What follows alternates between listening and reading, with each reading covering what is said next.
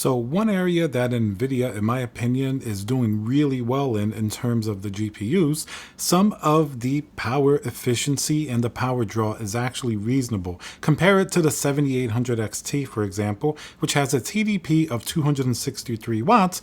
Something like the 4070, which it's been compared against in terms of performance, has 200 watts. Now, somebody wrote a comment and they said, it doesn't matter, it's such a small difference. Who cares about saving a few dollars after a few years, right? But it's not exactly about that. It's about the heat that it puts out in your case.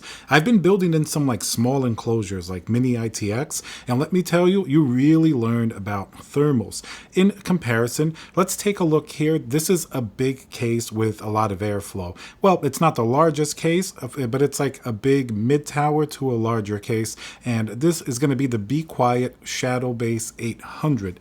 This is what this case has to control these thermals: mesh in the front, on the top, and lots of really high airflow fans. You can throw a 450 watt 4090 in here and it's going to be absolutely fine and run at some of the lowest temperatures that it can run at, because the airflow is going to be significant. You're going to have lots of room. All of the components are going to be getting nice cool air. But what if you're not building in a case this large and maybe you're going to do a little bit smaller mini ITX?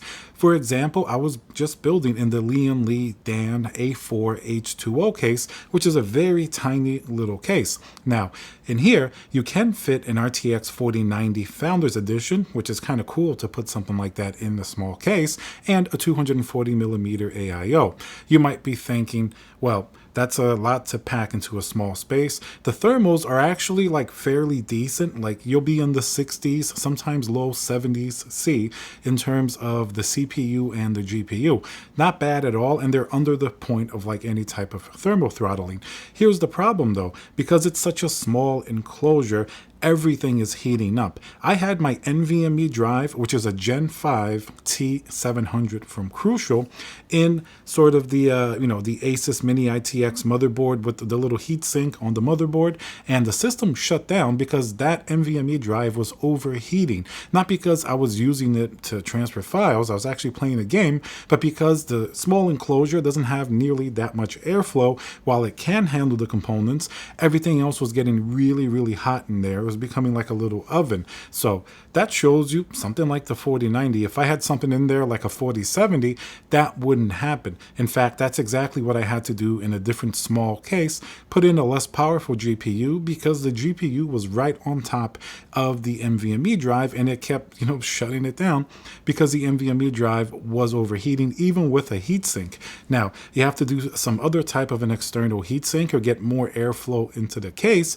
This is something that wouldn't happen in like that Be Quiet Shadow Base 800, because the case is so big and the air is consistently flowing from the front to the back, and the hot air is going to rise. You're not going to have any of those issues. So you would never think that your NVMe drive may shut down your system, but when it's in a small enclosure, it's definitely going to do that. And the hotter the GPU runs and your CPU, the more that it's going to affect that. Now, in these like ultra high performance small form factor cases, I like to run the 7800X3D because that CPU gives you pretty much top tier performance, and the thermals are more or less easy to handle. It's not easy like a 7600X or something like that, but it's not hard like an Intel 13900K. I wouldn't put that unless you have at least a 360 millimeter AIO and plenty of airflow. But the 7800X3D, you can get away with like a 240 millimeter AIO or even a pretty good air cooler. I had a small Noctua air cooler on the 7800X3D, and that was simply not enough. It would certainly thermal throttle, so you certainly need something that's going to be a little bit beefier. And of course, if you have a big GPU blowing that hot air into the case, it's just going to make it even worse. So if you can build in a larger case, obviously something like this Be Quiet case is ideal for thermals, because it's going to be able to really whoosh that air in and out of there without any issues. If you have a small enclosure and you throw in a 4070 or even a 4060 Ti, it's going to be a lot cooler than something like the 7800 XT, which is going to have 263 watts. That's something to keep in mind. That's going to affect everything else in your case, including your CPU temperatures, and if it gets hot enough, maybe even shut down like the NVMe did in my smaller case. That's why I think not only power is what we need in the future, but becoming more efficient. So that's something that Nvidia, even though we complain about the hardware specs, they have been really limited this generation, especially with the VRAM. At least the GPUs are a little more efficient. Now, the 4090 is not necessarily efficient for what it does, but it's still impressive that it's around the same TDP as the 3090 Ti, and it puts out a lot more power than that GPU did. So you could even make an argument that at 450 watts, the 4090 is still pretty impressive. At least it's not 600 watts. The AMD GPUs historically were efficient.